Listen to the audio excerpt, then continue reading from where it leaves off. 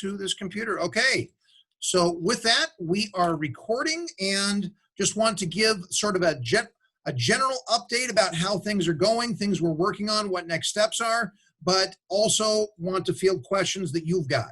And so last Friday, I sent out a link to, we had our building plan that was giving an overview of those things.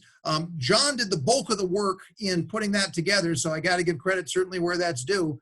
But John, do you want to just give so the type of things are mostly here's our routines, here's some of the stuff we're doing. It's dealing primarily with safety type issues, not so much teaching and learning and other things. But do you want to speak to anything about that plan and putting it together you want to highlight? Most of what we have right now is just kind of procedural. It's just going to be a little bit different way of doing it. Traveling around the building will be in a clockwise rotation. The guidance hallway would be blocked off. So as you travel around our building, I don't know if I'm doing clockwise on my screen or not, around the loop and around the rectangle. So while we've worked hard not to have 6th, 7th, and 8th graders come past 4 and 5 in the past, no matter which direction we travel, it's going to happen. And the reason behind that for the safety committee is cross-contamination. People are going opposite directions. Some of the procedural ones. Some of the other ones we're looking at are the drop-off of students in the morning, having come in multiple locations as a way to alleviate all crowding through one. And then on top of that, it's how we would address the morning part where students are coming in at 7 o'clock till 7:30, where they're all congregating in the lobby, in the cafeteria.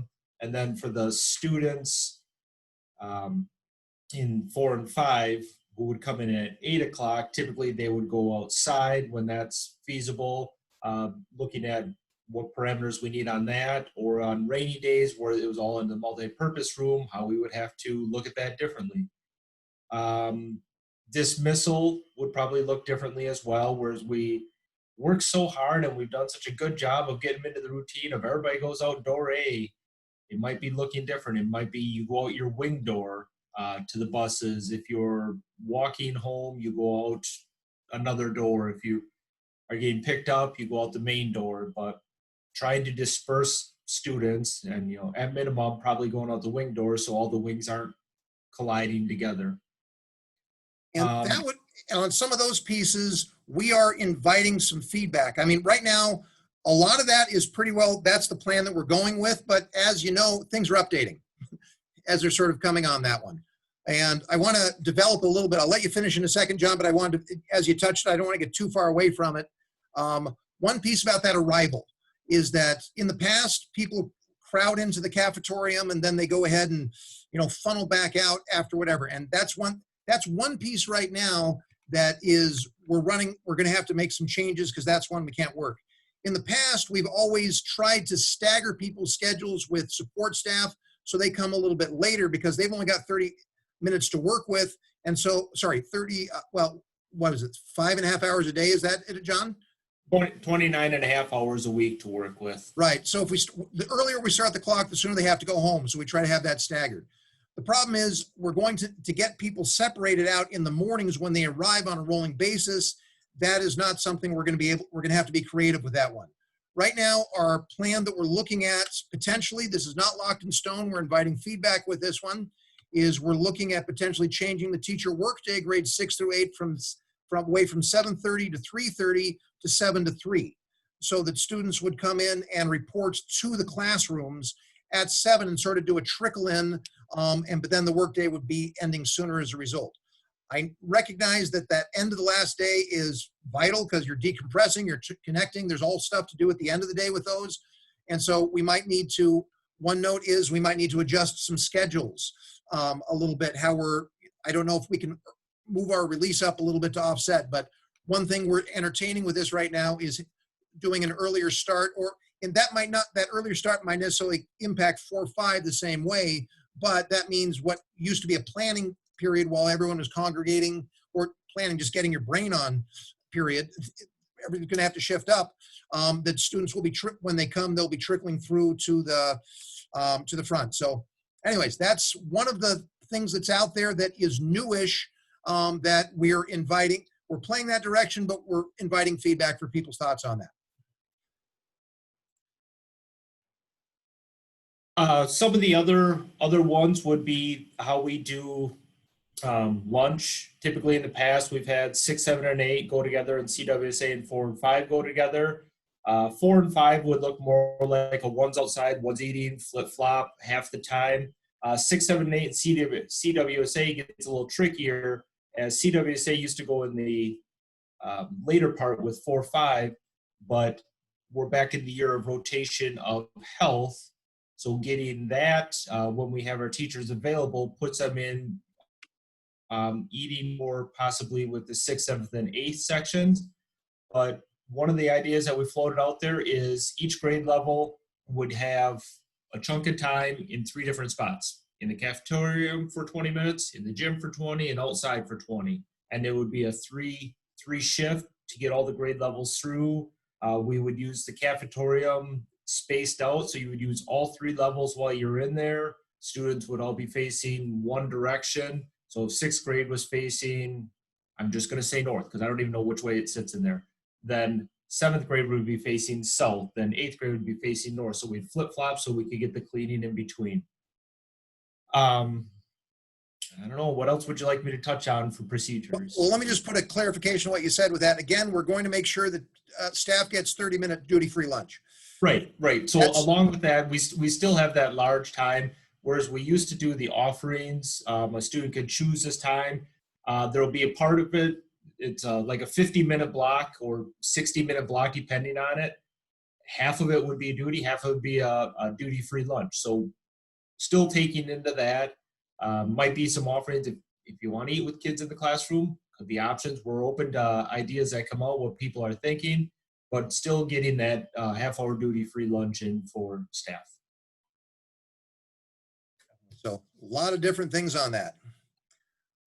Want to address, Chris brought it in the chat, just his note was, we always seem to do an all hands on deck approach. This means always working together to get kids in and out of their wings in the morning and after school. And yep, people out it might be a matter of standing out in the hallway and putting them in and out. And understandably, the supervision is going to, however, they're not going to be moving in. We're trying to avoid moving in masses as much.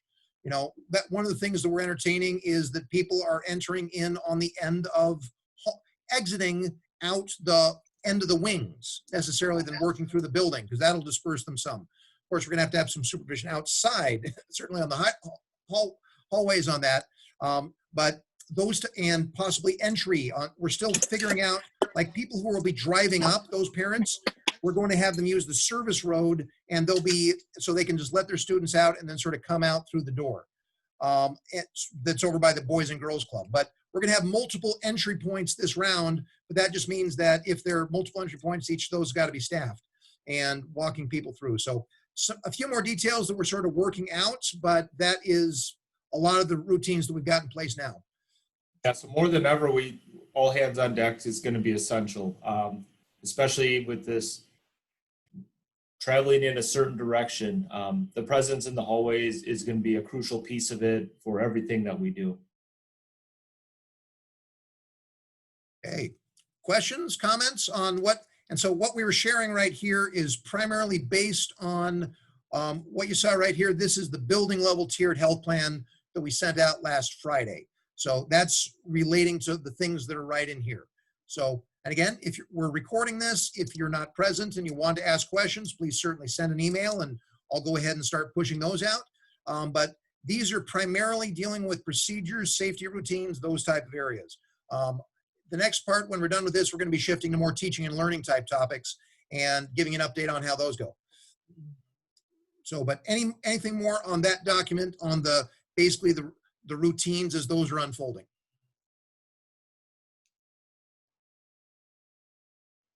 Okay, well, let's shift here a little bit. So teaching and learning, there's 2 big things that are coming out right now as far as learning how to do it.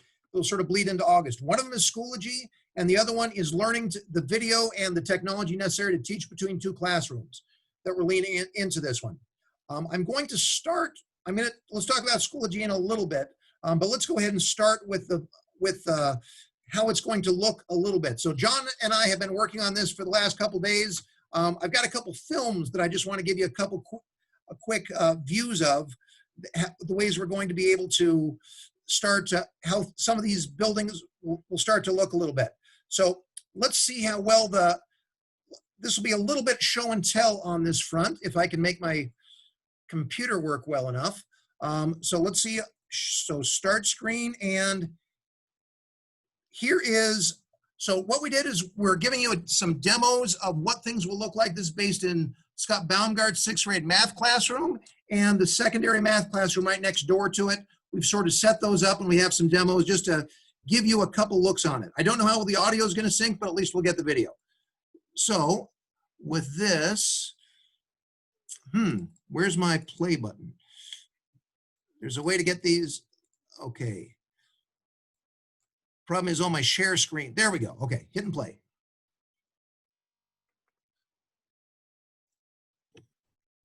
So a note here. So this is what here's what it'll look like under yellow. The desks are very spaced. What we've got here right in the middle is basically a cart that's set up with computer, document camera, and it also has a direct feed right into the projector. So here's sort of a look on this side of it.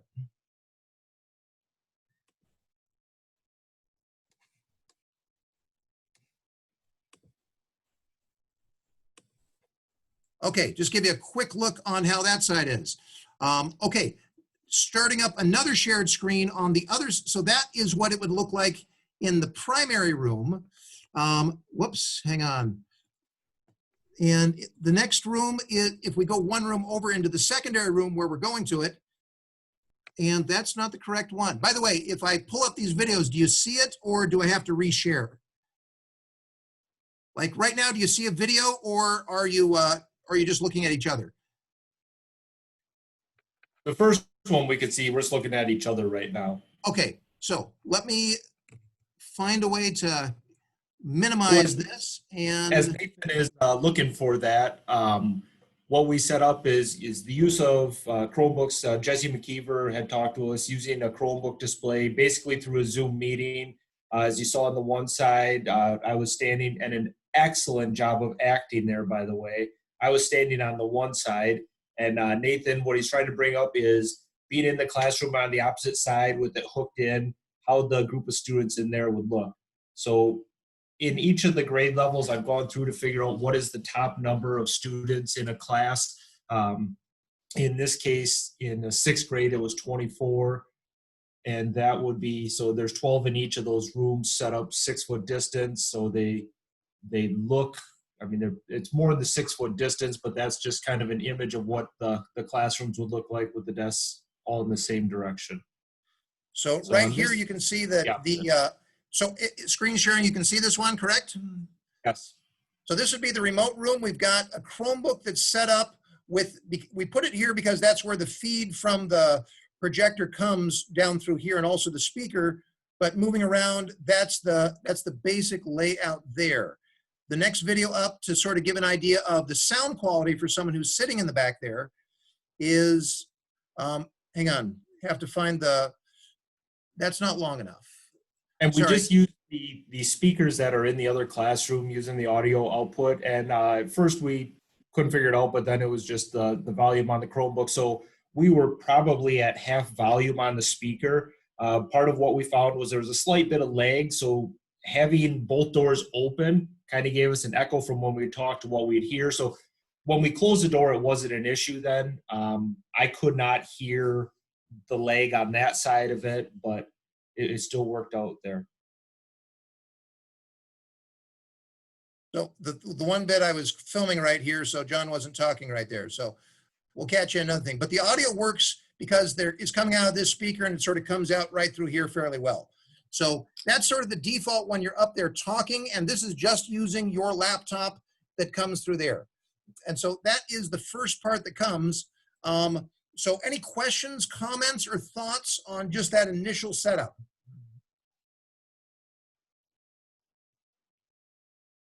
And along with that, as we have large rooms where we're not split classroom like that, one of the things that we discussed was if you're set up and you have this really long setup of desk, having something midway for a student also. So some sort of like in CWSA, for example, having the TV on the cart halfway. So it's still, you have whatever's up front that you're talking about. And then halfway back, you'd have like a second, I guess, like on a bus where they have video players all the way down. So no matter where you're sitting, you can see the same things and you're not trying to look 100 feet down the room. Right. And so using TVs to go ahead and extend the long classrooms instead. But that can also, depending on sound, that we might be able to get and some people have a large talking voice that can fill that double classroom, no problem. Some people might prefer to have, give you something that can be a Bluetooth microphone that will chip into a speaker system, or even that other TV that's in the back. So there's a couple things we'll be playing out. If you find yourself, if you're wanting a microphone, we're not going to be getting ones for everybody, but if you find yourself in that category and you think you'll be in a double classroom, talk to me. We'll sort of work out some of the technology on that one. So one of the things on this bit of video is, so we're now back to the main video, but here is the setup of the actual, what it looks like, what you'd have in front of you. Because our current default right here is with a Zoom meeting. Now this would work just as well with Google Meet or whatever else is just straight video to each other, that you'll be able to see what's going on in the other room. The idea is, as much as possible, we're going to have a support staff member in the other room to be able to go ahead and do some crowd control on that. But here is the layout that you'd be able to work. And I guess I did a manual zoom right there. You can see me right over here on the right doing that manual zoom, so it's a good look. Me hunched over with a mask makes me look a little more sinister, but then we've played out some areas where then you could also toggle and use we've got to be able to use a document camera to be able to show that out, and that's sort of it. We're finalizing also, you should be able to show a PowerPoint presentation in both rooms. And so one of the things is, so about 5-6 years ago now, when I was a German teacher, I was asked to go ahead and teach distance learning. I taught over at the high school in the distance learning room, and I was using cameras, and I taught students in Mauston, in Westfield, and in Auburndale. And I had them all on the TVs and was doing that for 2 years. I didn't think I'd need to use those skills again, but here we are again. There's some of the things that come up with, there's best practices that, like, for example, if you are not in front of the TV, we're hoping that a lot of the direct instruction is on the short side. 10 minutes is probably the outside of it, because attention with any video is going to be low. And then the rest of those times you're sort of working the classrooms between the two classrooms. Now, when you're not on camera, one of the things we'd want you to have is have your learning targets, have your success criteria, have your procedures, what you're asking them to do, have that be on the camera. That's very important, especially if you've got a support staff member in the other room and they're going to be doing follow-up that's not you. And the more that you have an idea of, here's what I'm asking you to do and here's what good stuff on this looks like, the support staff member is going to be able to help support you in following up and just doing, so they're not just sitting in the corner doing a crowd control, that if you've got the criteria clearly what people are supposed to be doing and letting students self-evaluate and them going around, that allows them to come more in play to be able to assist you in the process. And so the setup and the prep for this involves not just working the computers and learning to toggle between one or the other, but it's also a matter of preparing to teach in this format, means having things on a perhaps Google Slides presentation with, here's what I'm asking you to do, and just verbal directions aren't enough.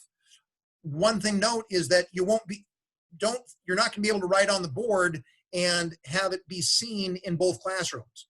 If that's the case, if you want any permanence, the things that work best for that is to use those in a Google slide deck and then have it up, because you can cast the Google slide deck to both classrooms. Now, one last thing I want to note why you want to have this on your computer as much as possible is, remember, when we're under yellow, teachers are rotating. So under green, students rotate. Under yellow, teachers rotate. So if I'm Scott Baumgart, he's going to be teaching out of his room one time on his 3 rotations, but another time he's going to go over to Al Kreider's room to teach the next group, also who will have a similar setup with a document camera, but he'll just bring his own laptop and plug that in and have it off and going. So Your materials are not going to be what's written in the past. Prepping the board and letting the students come in doesn't really work in a yellow environment. You're going to have all your procedures and all your expectations that are set on your computer so it travels with you. So that means the prep factor goes up in getting ready for those type of things. So anyways, and what we'd like to, if people are interested, let us know. We'll set up if you want to be playing with this in August at all, let us know. We'll start setting up your classrooms. We'll let you start playing with, here's the toggling between various sites. There's no substitute for standing up and trying to play with it some. And so if anyone wants to do any of that in August, let us know, and we'll just make sure that we set up your classrooms first to be able to make that happen. Okay, John and I have given you quite a bit of stuff right there. Any thoughts? Because I'm recording this, I'm not going to jump us into smaller discussion rooms to go ahead and run everything. But are there any thoughts or concerns? Or I've still got some concerns. We're working out the details as it's coming, and we're going to try and give you as much as we can, as quick as we can. But any thoughts that are going through your mind after seeing this? I was just wondering what recess is going to look like for 4th grade, and also like if we want to take our class outside, are we going to have designated areas for teaching outside or doing brain breaks outside? Can we put the 2 groups together during that time, or do we keep them separate during that time? Great question. When we're outside, we still want to maintain some of the social distancing. So outside gets us, kind of the mask part of it. If we can do the 6-foot distancing, that's ideal. The latest one there was like 3 foot, but we still want to be cognizant of that. As far as having a designated area, the safety team hasn't defined anything of that. We were trying to rationalize the same thing, that if I have 24 kids and they're 6 feet apart and it's this big of an array and this much area, and could we get all the classrooms out? Is everybody going to go outside? Probably not, but no, we don't have any set in stone. So if you have thoughts, ideas about a group, like your classroom being outside in an area, like I think this would work best for us. Some of it is time. Our PE is going to be as outside as it can be. So that's always going to be a factor in where we plant ourselves. In the morning, band and choir are going to be outside as much as they can as well. So if you bring them out, they might have some accompaniment that's going in the background somewhere along there.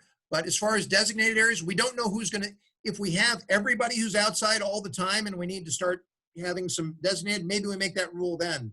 But we're probably going from the perspective of, we're encouraging you to go outside. We're trying to take down as many barriers as possible for that.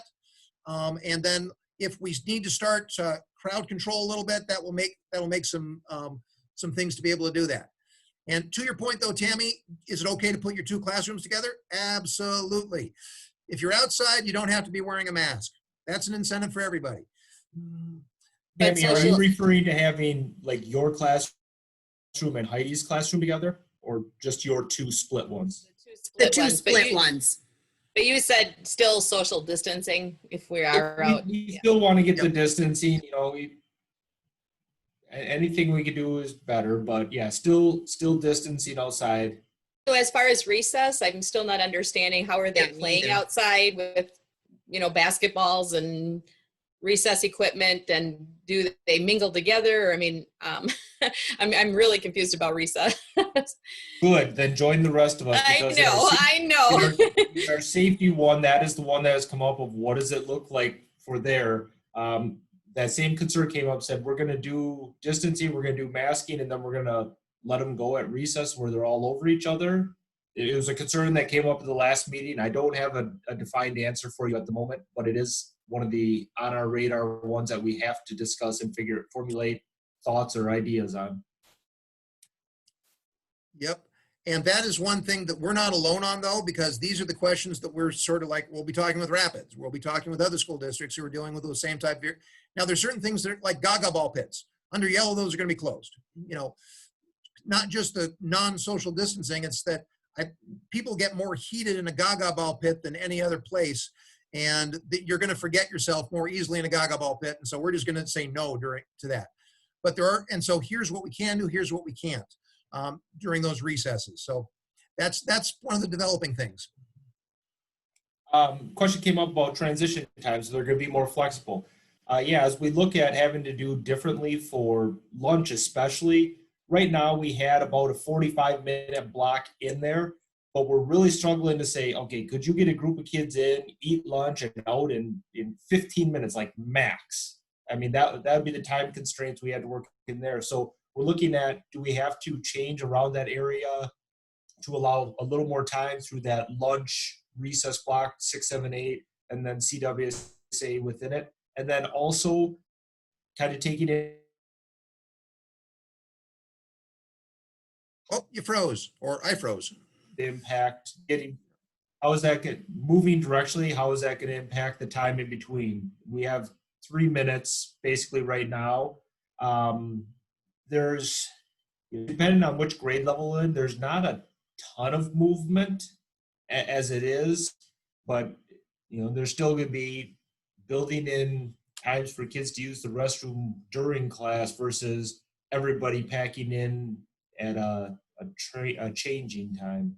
So what we need to get that, we're looking at that flexibility. We might need to shave some minutes off of our yellow schedule. Just as an FYI, we're within about a week of letting people know what their schedules are on both green and yellow to start pushing you out so you can start getting an idea of what that'll look like. A weekish. Weekish. John's doing the work, so I'll let him finalize that one. But part of that means that we might need to shave some minutes to go ahead and have more flexible. I would imagine that the idea of break time in between classes, that we're going to encourage those like brain breaks that Tammy talked about, that, let's go outside and let's do some activities, but here's where we spread that out. We've got a huge stack of brain breaks, for example, that the high school's given us. We've got ones that are a lot of interactive activities that we started showing on the videos that all of a sudden we can't use anymore. So, however, we're going to find ones that we can use. And so part of the action that we'll be working through there is giving you a library of things you want to go through. And quite frankly, those are very easy things that we're going to be filling up morning videos with. Try this brain break, introduce them to it, and be able to use those throughout the day and figure out what works for you. But yep, we're going to need that transition time. So that's exactly what the minute increments are. We don't know yet because we're close to finalizing, but then we're going to say, we do it, we sit back, does it work? And then try it again. It usually takes 3 or 4 takes until we get it right. Yeah, and then, I was. Go ahead. Oh, I was going. You can finish your thought. This is a different thought. I was going to say that's a good point that was brought up, that the WIA has put out a lot of guidelines about when kids are congregating together, or if they're using equipment. That probably is an excellent way. I believe it's this week and early next week they have a couple more meetings with some updates about guidelines for the sports. But yeah, I think that would be something that could be easily applied over to recess about kids together, equipment usage. It's a good point. My question, or not really a question, but a thought, and trying to think through, on green, kids are traveling to their specials, they're traveling to lunch. Yellow, they're traveling to lunch whatsoever. Is there, I'm just thinking, we always lined up at the end of the hall. Well, that's a stupid thing to do now. Can we dismiss 3 or 4 kids and get them out ahead of the crew heading towards lunch, and then dismiss another 3 or 4 a little bit later? And, they might not be as supervised with 4th grade teachers in the hallway, or what are you thinking on that? Once again, we'll have to use our support staff in different ways, but, on that one, yeah, we don't want to put all 75 clumped together again.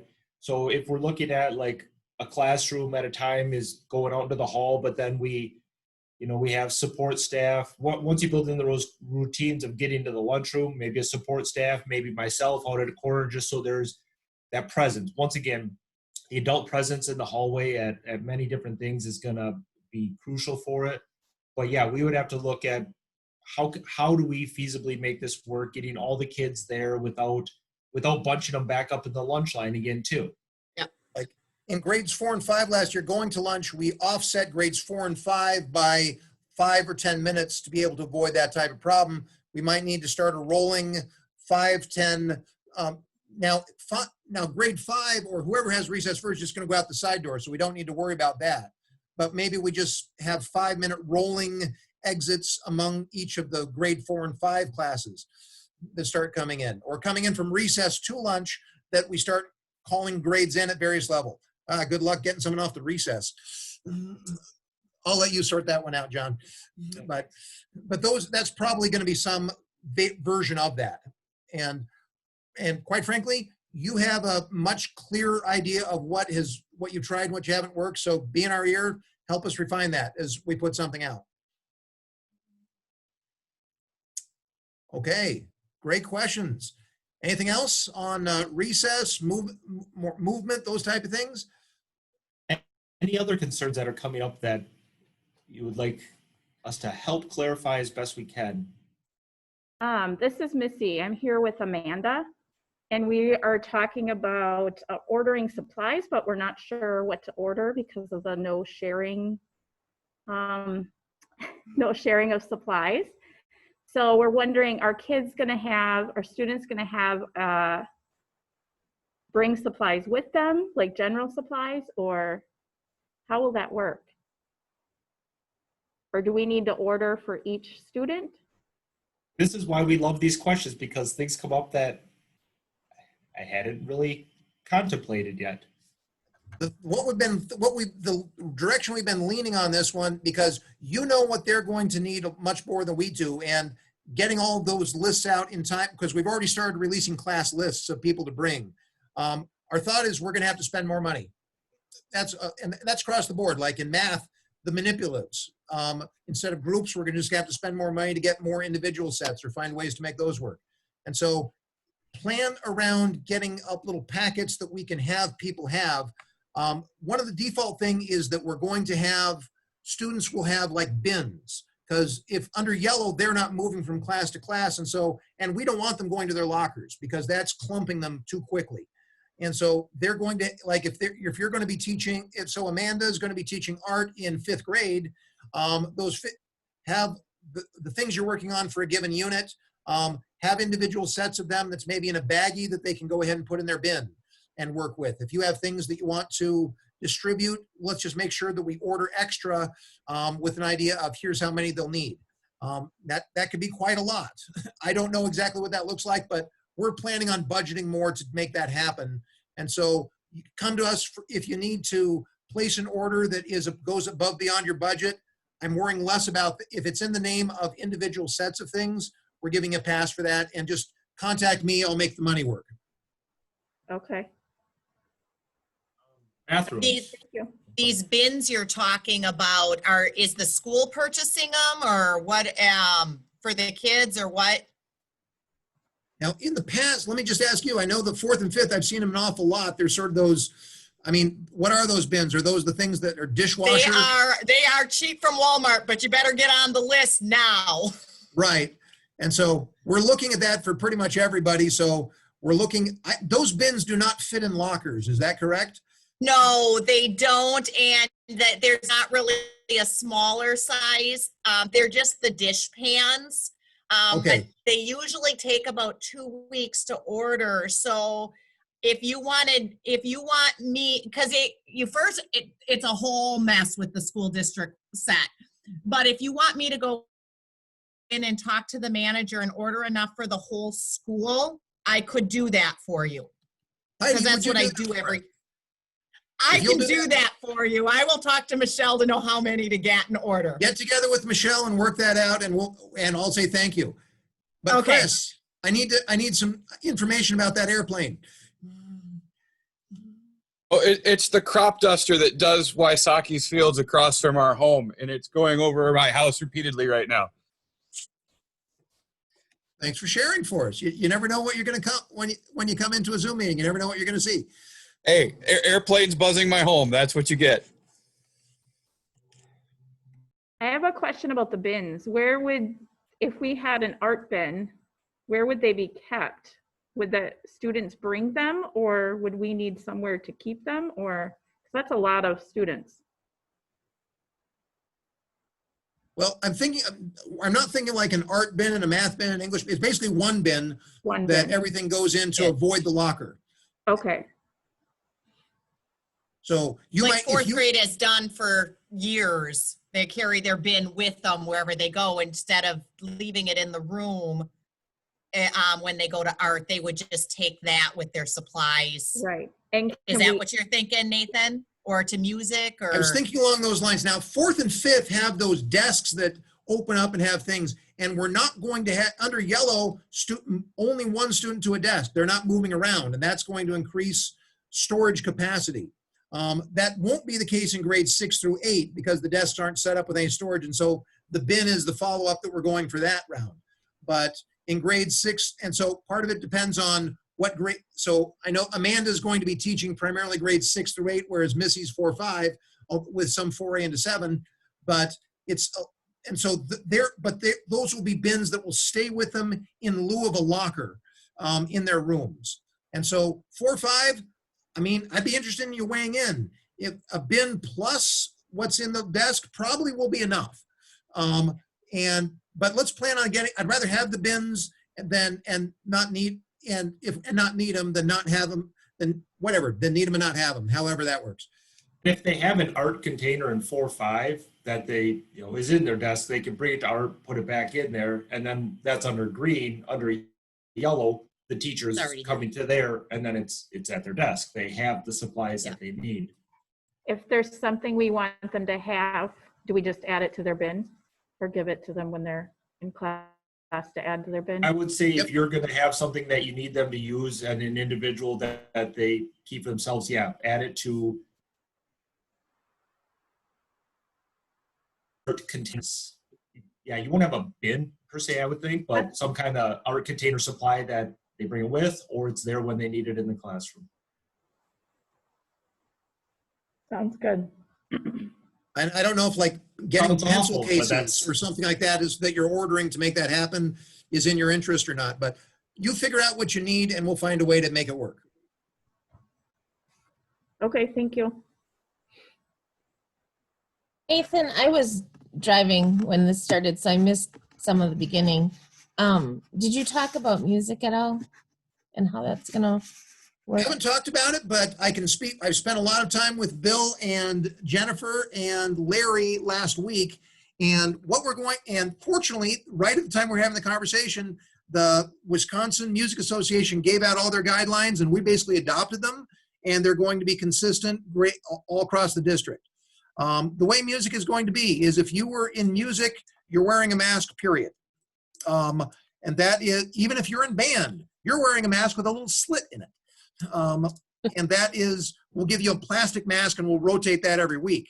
If they are, as much as one things that all three of them talked about is they're moving away from big group singing and more to smaller ensembles. Let me just Bill had thrown this out for like his 7th graders. They would, for example, you might have 5 of them working on a piece in one corner that he's working with and other people working on online stuff more in the side. This actually brings up a good point that under yellow, remember I said earlier, teachers come to students. Now, if under band or music, if you can't social distance, if there's not enough room in the singing room, for example, to social distance, half the students will stay behind in their normal classroom and then half will go to band every day. So the electives will go A, B if there's not enough room to fit the whole classroom in there. And so grade 6 music, under yellow, that means half of them would be coming to Mrs. Pulvermacher on that day, and then the other half would be doing something online for the day that they're not. And so it is, when we get into the secondary grade 6, 7, 8, we're sort of blurring. It's sort of a hybrid. They're staying in their classes except when they go to the classes like music where they can't do that in the class. But they're going to have to go A, B. But safety measures, yes, there's going to be pantyhose. They're going to be over the bell of your trumpet. We're going to have things like if you got a flute, one of the guidelines is you put some nylon right by the mouthpiece because air can escape through the fingerings on those type of things. And so they've got to, if you're interested in they published, here's what our guidelines are going to be. Oh, here's an interesting one on music. You can't play any longer than 30 minutes because there's enough aerosols that are released into the area. You have to stop and have at least 20 minutes of non-playing to let the HVAC system clear out what you've been doing. Now we're going to say, as much as we're encouraging them, whenever the weather's nice, do it outside because we don't have to worry about that air exchange. We don't have to worry about masks. We still have to social distance, but do that same area. but that's certain, all those things are very tightly being regulated, but we're not the ones making the call. We're adopting what Wisconsin music educators have told us. And we're adopting that. Now with everything else we do, and sometimes information comes in and changes. So there are, with the new mask ordinance from Governor Evers, there are a few things that do impact how music looks with that, with the mask, that the safety committee still is piecing together. But yeah, those guidelines are a backbone, and we're trying to see how we can make both of them pair up together. Okay. And by the way, for a question about the HVAC, talking with Steve Hertzberg on this one, they've installed the top of the line filters that they can, and our HVACs have been recently updated. When we did all of the referendums a few years back, HVAC was a major part of that. And so we're in good shape for exchanging air for those type of things. They've got high quality filters, but if we are doing things like music, you can only do so much where you have to watch it to give it time to work. So that's an area that was a concern that I had too, but Steve Hertzberg addressed that one. Okay. I Any think other questions? bathrooms was one that came up. Bathrooms, okay. So yeah, we don't want to release everybody into it again. So depending on which level we're under, green or yellow, we're going to have to be a little more flexible in allowing students to go to the bathroom during the class time. So if we're in yellow where the students are staying and they're not rotating, we're not doing like that break, we'll have to be more aware of, you might have a little bit of a revolving door. Now we still want them in each classroom, not setting 5 at a time, just kind of, one goes out, one comes back, one goes out, one comes back, because you're going to have 15 other classrooms, depending on which bathrooms they are, doing the same thing. Under green where the students are passing, and that's as close to normal as we get, there's classes of 24 that are going to be moving through the hallway. We were ordering some signs, kind of a maximum occupancy, and then we've always done like, this is the 8th grade bathroom, this is the 7th grade bathroom. We're going to have to, here's some others along your route to use. And here's one thing to keep in mind with that is because we're going on, if I'm going from we're going to have a one-way circle that people are walking along. And if that means that if people are going out to another spot of it, they're following that circle. And so if they're going to a bathroom, they're going for a walk. And that's going to be part of what's probably going to make it popular. The walk's going to be just as popular as the bathroom take. So we're going to have to allow for some time for that and some spacing. So good questions. Any more? One piece let me throw out, I teased it a little bit earlier, is let me speak to Schoology.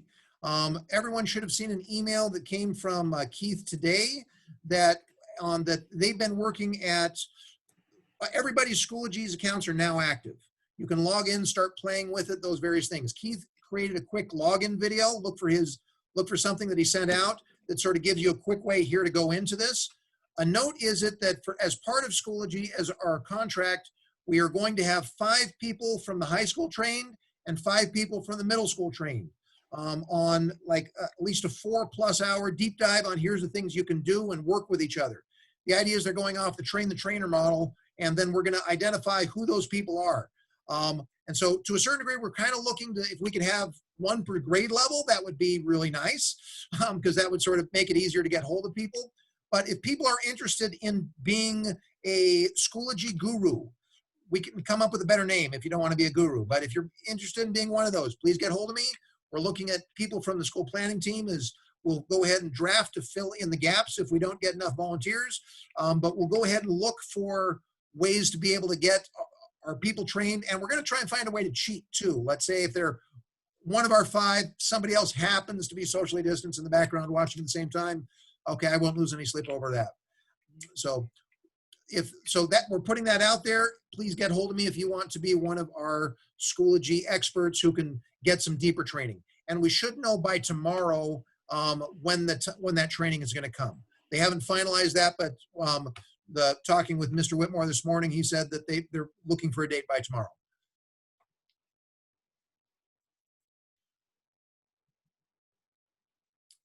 Okay. Well, I think we fair warn you out. there's, Zoom meetings have a certain amount of expiration time that you can sort of work on them. And I think we're nearing ours right now. So any final questions or queries and that might come out right now? Oh, you're muted, John. I was trying to see if you could read my lips or not. One of the questions that keeps popping up in all of our forums and FAQs is about if you have to quarantine, if someone is there for 14 days, how does that look? If you're feeling ill, sick. Right now, Rick Sutherland is working on all, I don't want to say the scenarios, but there's additional things that come out about sick during this, if it's COVID related. So he's going to be piecing that together and putting it out. We do want to make sure everybody's healthy, and I mean, everybody teaches and they say it's easier to come in sick than it is to do the sub plans or anything like that. If you're sick, we need you to take care of yourself. Now, that does open it up a little different for our setup this year. If you're sick, feverish, ill, but you're like, I could totally go to school today, let's look at a way that we could do it. Maybe you can teach remotely from home during that. And then it's just on our side, setting up a little bit of who do we need in the classroom? We're going to be using support staff. How do we make this work that if you Zoom teach from home on a day where you're ill and you're trying to do what's best, let's look at making that work. So Rick has a lot of the legal HR side that he's working through, but I keep in mind, we can work with you also about how to deliver the instruction. We should have some more details on that coming up in the next week, because we're spending this week going through what the lawyers have told us, and here's what other people are doing. And Lynn and Rick are heading that up in the central office, and that's one of the things we're working on right now. So stay tuned, but we're leaning into that part. So would that also be like, say, a student in your class, maybe someone in their family has COVID? Would he be addressing that then too, like how that's handled in the classroom when it's a close connection? So are you asking like if you were in the presence of someone who tested positive in your classroom? Well, let's say I have a student in my class and their mom or dad gets it. What happens in that situation with everybody else in class? Because that student's probably been exposed and is a carrier too. Yeah, so that's one of the questions that comes up in the safety committee. We usually talk with Denise. We didn't get a chance to meet with her this week, but that is a little bit of, I don't know if you want to say protocol of these scenarios. What if a student tests positive? Do you keep the siblings at home? If a student comes to school and the classroom is exposed, what is the protocol for that? So Denise is the one really working through that with the local health, the doctors, to say what type of protocol does it look like. Even on that side, if a student is showing symptoms of being ill in the classroom, a little bit of a protocol for a teacher.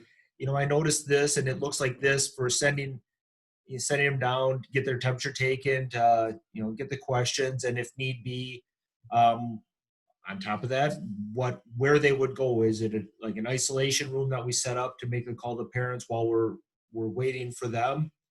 So Denise, health department, they guide us on that, and as they get it more laid out, they're going to bring it to us as well. And as soon as we get it, we'll reach out. I know those are some of the burning questions that everybody has. We're checking a few off of answering, but those ones linger right out there. But those are coming to the safety committee because we have to be consistent district-wide on that policy. That's something. I did figure out a way to finance everything in our school district next year, and my wife and I discussed this. If you start off any sentence with what if, you have to put a quarter in the jar, and I guarantee we'll have more money than we've ever had before. All right. Well, beats a bake sale, I guess. Yeah, we can't do that. Yeah, the next generation. So let me finish up today on just one last note. So yesterday we had the first of our 2 picture days. We had 177 students who came through. So almost half of our student body who came through. We had a chance to talk with parents very directly about, hey, guess what? You're wearing face masks. Guess what? Everyone's going to be in face masks the whole time. We've always, and with the exception, I had one parent who kind of pushed kind of hard on that one, and we spent some quality time and conversations together, shall we say, on that front. But I was expecting, based on what shows up on Facebook and various other things, a lot larger pushback. And that's not to say that people don't disagree with it. Just very few of them disagreed it as directly to me, but everyone was like, most people were there. Most people were ready. Even some parents who were complaining about it a little bit, the students turned to me and says, I'm good. And we're like, okay, you be good. And like people were pushing on, like one particular parent said that, okay, after Governor Evers' order expires, then we don't have to worry about face masks, right? I said, no, we're doing face masks. And just so you're aware, if people are saying, what is it going to take to be excused from a face mask? It's a doctor's order. Parents don't get the opt-out. It's got to be a doctor's note. And we'll be calling, and that is something that we're going to be directly working on. And so that's going to be John's and my job, if people are not wearing a face mask, to sort of help them make that happen. But with the governor's order, that allows us to be a lot more direct, and people have been very understanding and been very working with it. Like we got a whole bunch of paper face masks so people could wear. Turns out we only need 10 of them for the whole building for people who showed up without one yesterday. People are planning on it, people are adjusting, and if we give them a very clear directive from the beginning, they're adjusting to it. And I'm calling that a win. So I can add to my repertoire next year of put your hood down, take your hat off, to put your mask on. And just shift from here to here. I wanted to say, Nathan, too, you must have sold it really well to a student I talked to after on the way out of the building, because he was very excited about the school year and how we get to take brain breaks outside and get to have classes outside. And he was excited about wearing kind of a cowboy band. Are they going to be allowed to wear their own masks? I mean, if they bring a cowboy bandana. Okay. Absolutely. Yeah, because he was all excited. So you put a very positive spin on it all. And I think if we all do that, probably it's going to be a lot more positive. Own masks as well as it still falls within the parameters of the dress code policy. Non-disruptive to the learning environment. I had one kid with a really fangs and everything going on with that. We had a conversation, but we're good. So, all right. And the last note is that Michelle wanted me to put out here as well, is that if you want to come in for your pictures, for picture day, our second picture day is going to be next Monday from 3 to 6. As of right now, we don't have, the pictures company told us, we're not guaranteed to come back for a makeup day, because if things are health enough, we've been told we're not coming into schools.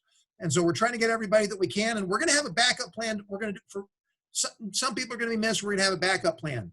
But if you want a guaranteed, with the nice background and all that type of stuff, pictures, we encourage you to be coming in this upcoming Monday, because then we can guarantee it. It's likely, but not guaranteed, once we have our makeup day when we start getting into September. So that will be that. And here we are sitting at 11:58, and we've been at your ear long enough on that. Thanks so much for your great questions. Again, we're taking them back. Our system's going to be better. And if we have questions, let's use our time to, let's lean into it. So, okay. Thanks so much. Take care, everybody.